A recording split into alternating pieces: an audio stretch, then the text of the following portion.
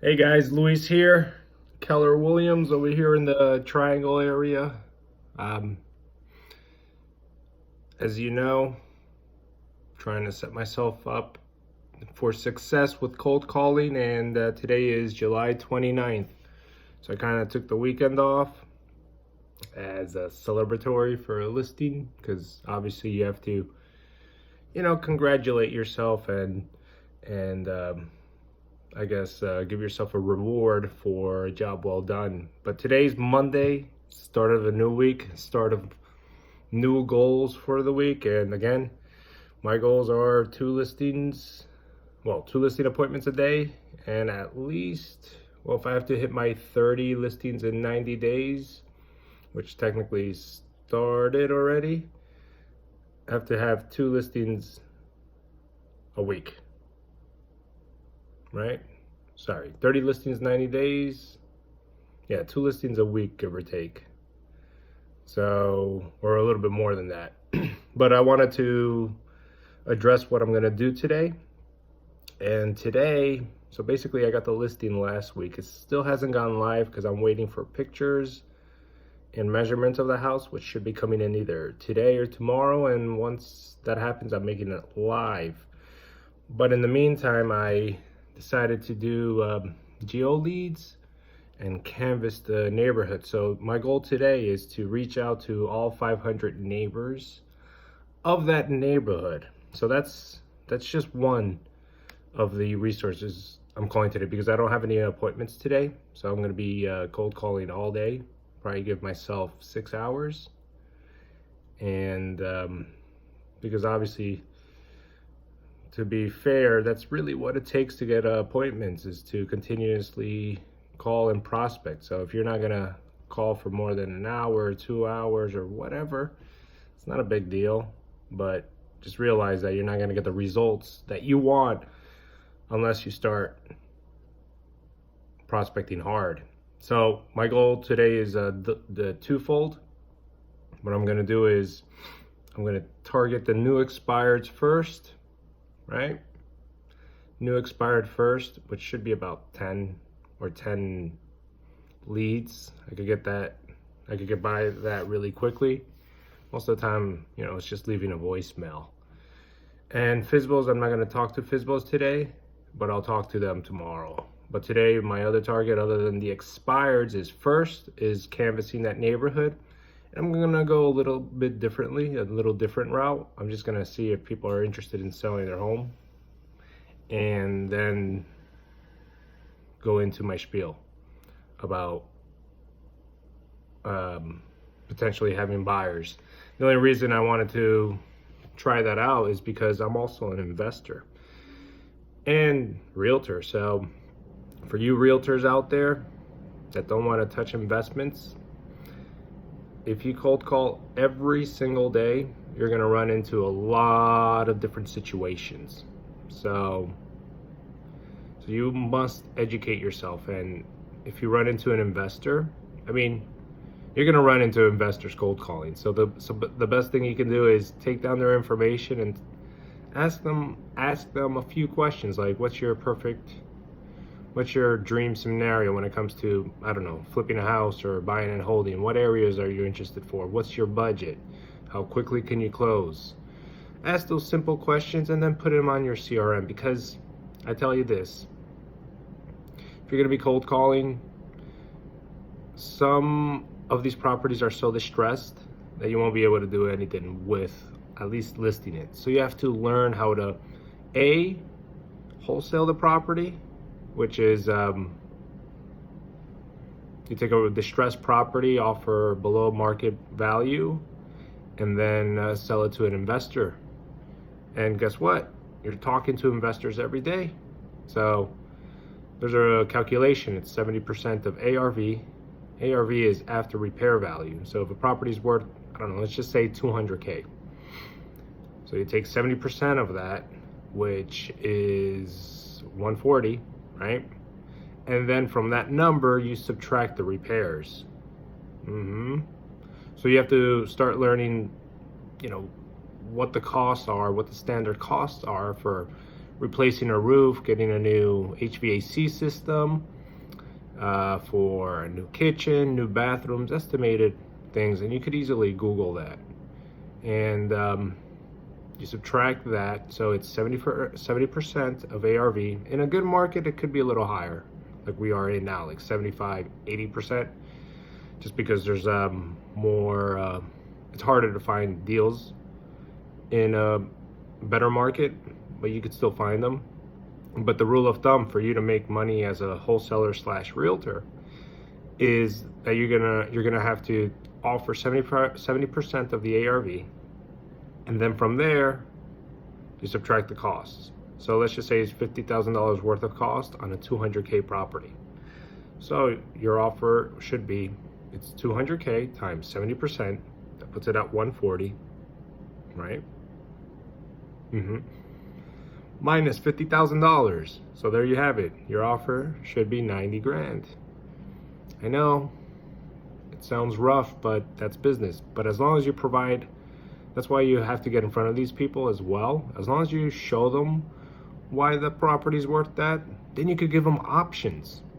You could say, well, Mr. Seller, I'm here to provide value, and I'm going to provide you several different options so you can make a decision that works for you. So, ask them what's important. Why are you moving? Where are you moving to? What's going on? How can I help you? Stuff like that, so you could get to the bottom of what they're really talking about, or why they're really selling, especially distressed motivated sellers. So, you could be calling a pre-foreclosure, and you as a realtor have resources. So, one, you could offer them, well, seems like if there's an equity situation, like they have plenty of equity, then you could offer them several options. Like, hey, Mr. Seller, look, these are the comps in the area. Here are the highs, here are the lows. Let's take a look at the comps. Do you think your kitchen matches up to anything? All right. You start plugging away at their expectations of what they're going to get. And once you plug away, you start making them realize it, have that aha moment that the property is not worth that as much as they thought. So you could go a number of options. You could go the real estate route. You could tell them, look, not a lot of buyers are going to be happy to come in here and fix up the property. However, what we can do is you could bring in the $50,000, fix it up, and I could help you market the property for full asking price. And I can do that. All right. Most of the time they're going to say, no, I don't have $50,000 to fix up this property. Okay, so have you considered renting the property out? Fixing it up a bit and renting it? Do you want to be a landlord? Well, most of the times they say no. They don't want to deal with the headache because they're moving out of state, or they're just done with the property. And then you offer them, like, look, I could take this off your hands for 90 grand, and here's why. Help you get to your grandkids, or it helps save from foreclosure, or you just have to start negotiating and learning some negotiation tactics to get that. And then once you get a deal under contract, because you would have to put it under contract in your own name, business, just start calling those investors that you reached out to in the past and say, hey, I have this property. You got it at 90 grand. Well, tell the investors it's $105,000. Let's see it. Or are you interested in it? And then start building a database of investors that you could reach out to whenever you run into these scenarios, because you are going to run into them. So you'll have a lot of options on the table. You could help them market the property at, on the MLS. That's one. Two, if there's not enough meat on the bone, and it's like a pre-foreclosure and the property needs work and it's not in the best shape, then look, you have a short sale scenario. Learn how to do short sales. It's not that hard. It's just a little bit more tedious. And if it's a short sale, I don't even ask for 6%. I don't. Short sales, I do it at 8%. No questions asked. 8%, because they're not going to see that money. and you're going to put in extra work to get the property sold. So obviously, you got to figure out the numbers from the bank, but I start off at 8%. And then you have the wholesale. You could wholesale it to an investor and make a profit off the back end through an assignment or a double close. So you have to learn how to do these things. The more tools you have in your arsenal, the more well-rounded you are. And then it leaves me, I guess, to my last situation. Like it's great doing 2, 3, 4, 5, 10 deals a month. But sometimes, once you get those 2, 3, 5 deals a month, you should expand and start doing some flips. You're going to run into contractors everywhere. Maybe you run into a pre-foreclosure where the property's worth $200K and needs 50 grand, and the guy's fine taking $80,000, $90,000. You know what? If you find the right investor, if you have the money, put that 50 grand into the property and sell it on the open market for whatever, 200, right? You just made you could make, what is that? I don't know. You can make plenty of money. You can make 60 grand. Yeah, 60 grand. I mean, those lump sums of cash that you could generate from flips or wholesales could help you start another venture, or hire an inside sales agent or outside sales agent that does the calls for you, and you could train them and you could do it side by side until they're comfortable enough, and then you could hire somebody else and just keep on replicating. I mean, like, those lump sums will help you A, get out of debt if you have any debt, pay off your student loans, and then B, you could hire other people to do cold calling the way you like it. Maybe a local guy that does cold calling 8 hours a day, and then you just go on to the appointments, and then you could build off that. I mean, there's so many ways to skin a cat and to grow in this business. So I mean, if you do a flip, you make 60 grand, beautiful. Then put that money into, I don't know, instead of wasting it on a vacation, maybe you could give yourself 10 grand, and the other 50 grand you save it and wait and cut and rinse and repeat. Do it some more times, and then you find a 40 unit property that's worth, I don't know, $1 million, and you saved over the past 2 years $300K, for example. And look, you have the down payment for a 30 unit that can make you money every single month. So there's many ways to do this. I'm just giving you a few little tips here and there so that you can realize that just being a realtor, is a great point, is a great starting point. But use other tools such as wholesaling, flipping, talking to investors, finding rentals for yourself, investment opportunities. You're going to run into that. So you must educate yourself on every avenue possible, at least in single families and then the smaller apartment complexes, because you'll be better rounded and you'll be more confident. Once you do a flip, you have 60 grand in your pocket, for example, 30, it doesn't matter. Then look, you can put that towards marketing as well into a farm area, like a 1,600 home area. You do 1,600 mailers a month for the next 12 months, which is probably, I don't know, a lot.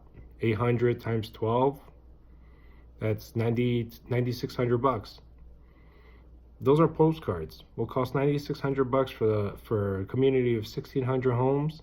Look, you just did your part. You're doing what the $1 million real estate agent is doing, marketing to 1,600 homes. If you have that probably generates, I don't know, 2 deals a month, if it's consistent. And that's because you had marketing dollars to spend. So there's many ways to do it, but have yourself a goal in mind. Like, okay, I'm gonna call for sale by owners. Great, I'm gonna try to get listings. I'm gonna call pre-foreclosures. Great, I'm gonna get listings. I'm gonna get short sales, and I'm probably gonna get wholesales and flip opportunities. So you have to start thinking big and thinking about transitioning or pivoting some aspects of your business. So when you call these people, you have several options to provide. You're not a one-stop shop. You could list it, you could short sell it, you could wholesale it, or you could flip it. All those are great for you to continue building, I guess, your income and your net worth.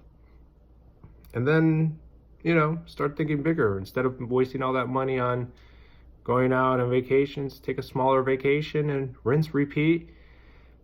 Hire somebody or put it into marketing, and then boom. You're just saving more time by creating time. Because if you could get 2 more assistants just making phone calls 8 hours a day, that's people doing phone calls for you 16 hours a day. Let's just say you get 2. 16 hours a day. 16 hours a day. You just multiplied your time by 2. And then you just go on the appointments, or you hire other staff to go on appointments, depending on the situation. I don't know. There's so many things that you can do.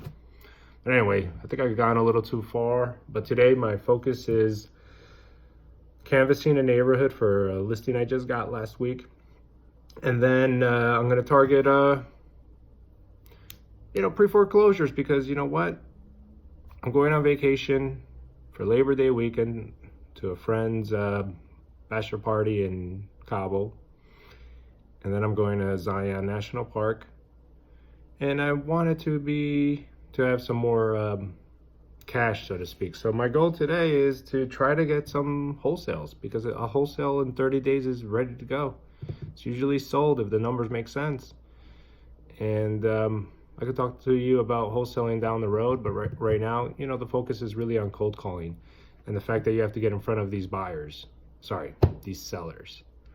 The more sellers you can get in front of, the better. I mean, aim for 5 appointments a week. 5 listing appointments a week. Right? 50 weeks. How many listing appointments is that? 250. If you're a 10% closer, that's 25 listings. If you're a 50% closer, that's 125 listings. And then also figure out how to do wholesaling. I could help you in future videos, and do 1 wholesale appointment a week. Because 1 wholesale, my biggest wholesale check was $38,000. Okay?